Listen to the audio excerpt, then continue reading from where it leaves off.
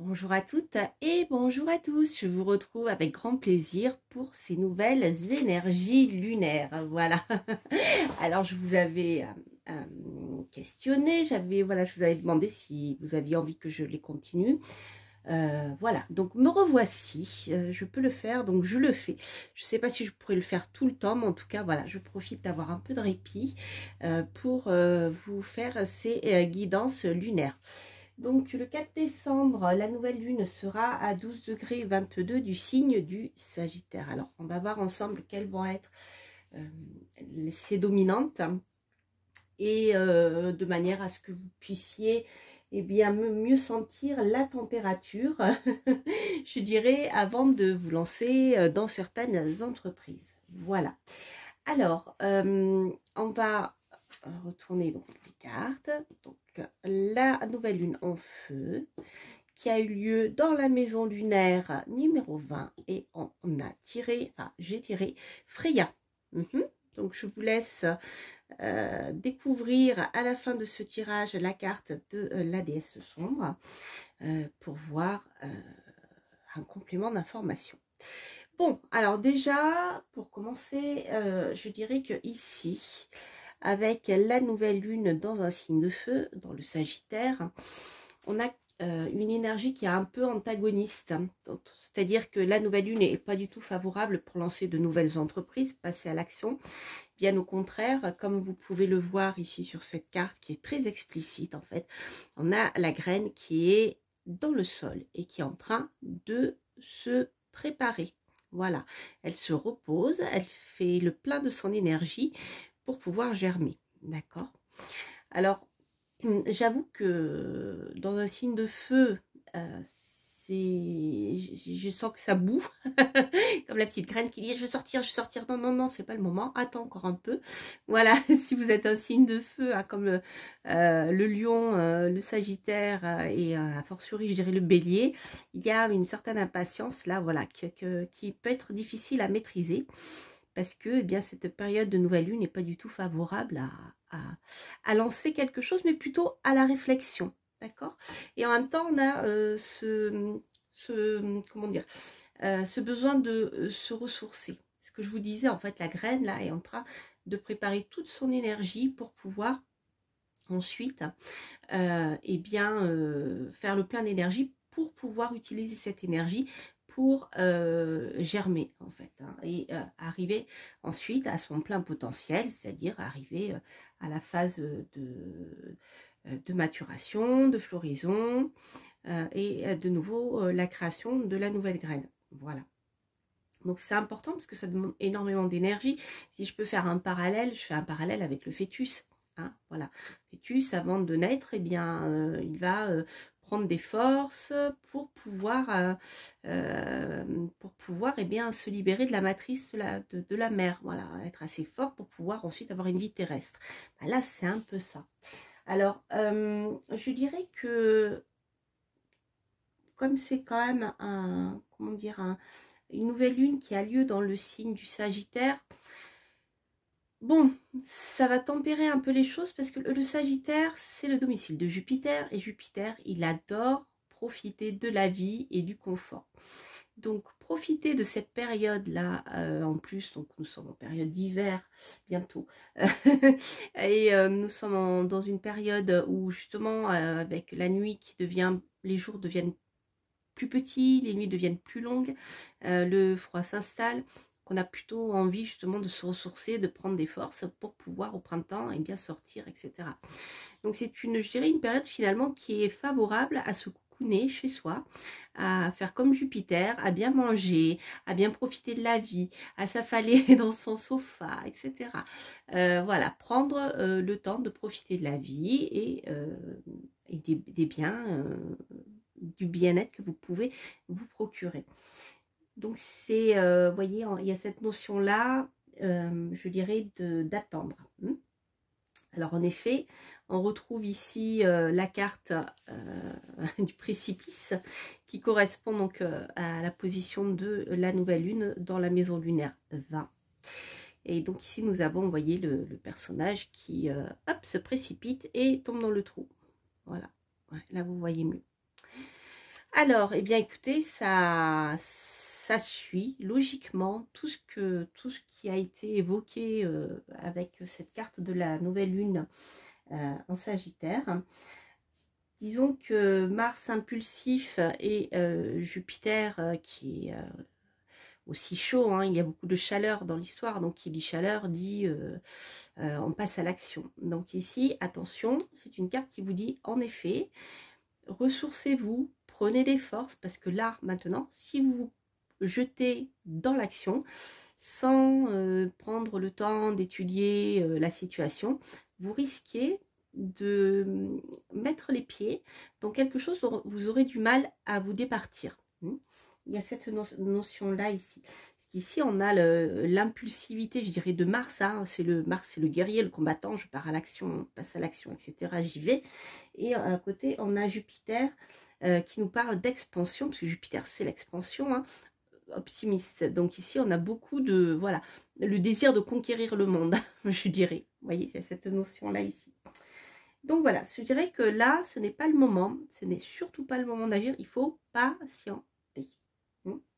Alors justement, durant cette période où la Lune est dans cette maison lunaire, eh bien les anciens créaient des talismans pour mener les hommes où l'on veut, les hommes en général. Voilà, c'est ce qui est marqué dans le Picatrix, vous regarderez si vous l'avez. Et c'était le bon moment aussi pour dresser les bêtes sauvages. Alors c'est intéressant parce que qui dit dresser les bêtes sauvages, je pense à la carte du tarot de Marseille qui est le lion. Et en fait, voilà, la force est là pour dresser, entre guillemets, sa force, son énergie, hein, pour voilà, équilibrer les choses pour qu'elles ne soient pas destructrices, pour pouvoir garder son énergie et l'utiliser de manière appropriée. Bien là, il y a un peu de ça. Je dirais que dans le fait de dresser les bêtes sauvages, c'est à ça que je pense. Et il y a le fait de dresser sa bête sauvage aussi qu'on a en soi. C'est-à-dire, bien, on va tempérer les choses. Et si, voilà, on va calmer son ardeur. Ça ne veut pas dire éteindre le feu. Hein. C'est comme dans la force, c'est-à-dire maîtriser les choses. C'est-à-dire on maîtrise les choses, on maîtrise son ardeur pour finalement la déployer au moment opportun. Mais le potentiel est là, la graine est là en potentiel pour pouvoir ensuite, je dirais, bien donner le meilleur d'elle-même. Voilà. Alors c'est une période sombre aussi sur le plan, je dirais, plus noir où les anciens aussi utilisaient cette période pour susciter des maux chez leurs adversaires. Mais bon, c'est des choses dont j'aime pas trop parler parce que c'est pas la magie que j'aime bien. Voilà. Ensuite, alors j'ai tiré Freya. Alors c'est intéressant parce qu'on a encore la même chose. C'est-à-dire que bien Freya va nous renvoyer à tout ce qui est guerre. Guerre, fertilité, c'est-à-dire que il y a cette notion de partir en guerre pour obtenir ce que l'on veut, c'est-à-dire obtenir l'abondance et la richesse. D'accord ? Donc pour moi, c'est une carte qui vous met encore en garde par rapport à ça. Dire attention, ce n'est pas le moment. Vous voyez, je sens du feu, il y a du feu, il n'y a que du feu. Même Freya, je dirais, il y a cette notion de laisser ses principes de côté pour pouvoir atteindre ce que l'on veut. Vous voyez, ça peut aller jusque-là. Je dirais, faites attention. Faites attention parce que, voilà, trop d'actions impulsives, prêtes à tout casser, je dirais, à tout piétiner pour arriver à ce qu'on veut. Ici, ce n'est pas, je ne reste pas très bon non plus, mais là, maintenant, ce n'est pas le bon moment. Alors, autre chose aussi concernant Freya, il y a cette notion d'inventivité et de créativité. Il y a la pensée innovante ici. Elle a été rattachée au signe du Verseau, qui est un des signes astrologiques les plus inventeurs, les plus créatifs. Voilà, donc ici, peut-être une carte qui vous dit, bien écoutez, profitez de ce moment où vous allez vous ressourcer, vous affaler dans votre canapé, avec un chocolat chaud, un thé, etc., au coin du feu. Profitez-en pour vous reposer, laissez vagabonder votre imagination, et peut-être que ça sera le bon moment justement pour pouvoir avoir ces idées innovantes. Vous voyez, c'est par le repos. c'est pas l'action, c'est les idées qui sont importantes ici, les idées que vous allez mettre en place durant cette phase de repos. Alors, la carte de la déesse sombre, d'Iria et Gulliver, eh bien, c'est la carte des plaisirs solitaires. Les amis, je l'ai tirée il y a pas longtemps, je crois que c'était la dernière fois. Alors, ici, excusez-moi, on a encore ce principe de prendre soin de soi. Hein, vous voyez, comme Jupiter, de profiter de la vie. C'est-à-dire que c'est une carte qui vous incite à vous occuper de vous, sans remords, sans regret, à vous faire plaisir, à prendre du temps pour vous, peut-être même toute seule, dans la solitude. Pourquoi? Eh bien, pour vous régénérer. Alors ici, on a deux cartes. C'est très important. Une qui nous parle de ressourcement, l'autre qui nous parle de régénération. Ressourcement et régénération, je dirais, ce sont les deux mots-clés, je crois, de cette période de la nouvelle lune. Hein, voilà. Donc, laissez vagabonder votre pensée.